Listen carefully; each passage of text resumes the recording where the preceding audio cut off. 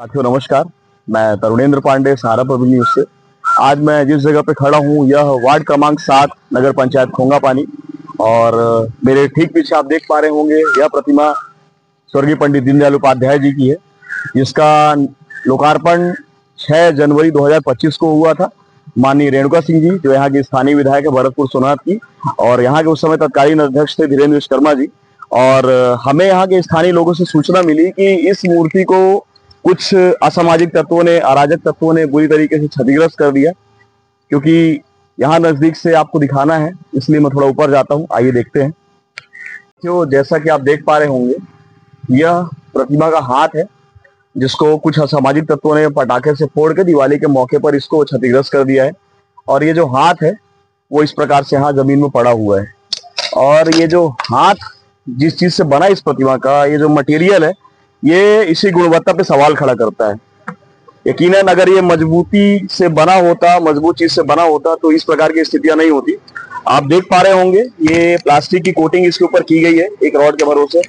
इस रॉड में जंग लग गया है और ये हाथ पूरी तरीके से क्षतिग्रस्त होकर के अलग हो चुका है, यानी कि इसका एक ढांचा तैयार करके इसके ऊपर प्लास्टिक की फ्रेमिंग कर दी गई है बस। और ये अंदर से खोखला है। जैसे अगर मैं इसको बजाऊंगा तो किसी वाद्य यंत्र की तरह इससे आवाज आ रही है।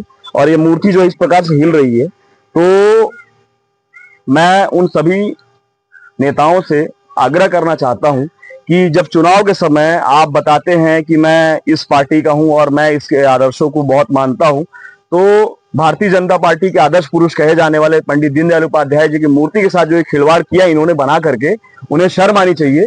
क्योंकि अगर यह लोहे से बनी होती, किसी धातु से बनी होती, या सीमेंट, या फिर मान के चलिए लोहे से बनी होती, तो ये स्थितियां आज नहीं होती कि मामूली पटाखे से इस प्रकार से ये क्षतिग्रस्त हो जाए। क्योंकि मैं जिस जगह पे खड़ा हूं वहां पे केवल स्थानीय नेताओं की जिम्मेदारी नहीं बनती है। इससे ठीक 100 मीटर आगे अगर आप जाएंगे तो देखेंगे यहाँ पे हमारे जो एमसीबी जिले के कलेक्टर साहब हैं और एसपी साहब हैं, उनका निवास है। और उनके निवास के ठीक समीप ये घटना हुई है। यानी कि सोचिए कि जो असामाजिक तत्व है उनके हौसले कितने बुलंद है और वह किस प्रकार से बेखौफ है कि वह किसी भी घटना को अंजाम दे रहे हैं। तो केवल ये उनके साथ, इनकी मूर्ति के साथ नहीं हुआ है। अगर आप देख पाएंगे मेरे साथ वहां पे, तो ये यहाँ के वार्ड नंबर 7 के जो पार्षद श्री वकील चौधरी जी, इनका जो बोर्ड लगा हुआ था, इसके बोर्ड को पूरी तरीके से क्षतिग्रस्त कर दिया गया है। तो अब यह स्थानीय नेताओं की जिम्मेदारी बनती है, क्योंकि आपने पहले तो इन चीजों को नहीं दिखाया, अब आपकी जिम्मेदारी बनती है। और इस वीडियो के माध्यम से मैं आपको आपकी जिम्मेदारी का एहसास दिलाना चाहता हूं कि जो इस प्रकार की घटना में संलिप्त है, जिन्होंने इस घटना को अंजाम दिया है, आप आकर के यहाँ इस घटना का जायजा लें और ऐसे लोगों पर जो दोषी हैं उन पर तत्काल कठोर से कठोर कार्रवाई करें और यह सुनिश्चित करें कि भविष्य में किसी प्रकार की ऐसी दुर्घटना या इस प्रकार की घटना वास्तव में रिपीट ना हो। क्यों? क्योंकि हाल ही में कुछ दिन पहले ही खोंगापानी में राजीव गांधी जी की प्रतिमा के साथ भी कुछ ऐसा ही हुआ था। तो वैसा ही सीक्वेंस हम दोबारा यहाँ पर देख रहे हैं।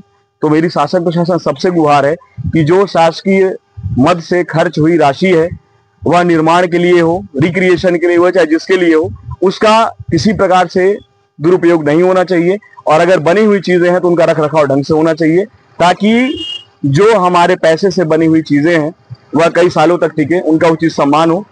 आप बने रहिए सहारा पब्लिक न्यूज के साथ। धन्यवाद।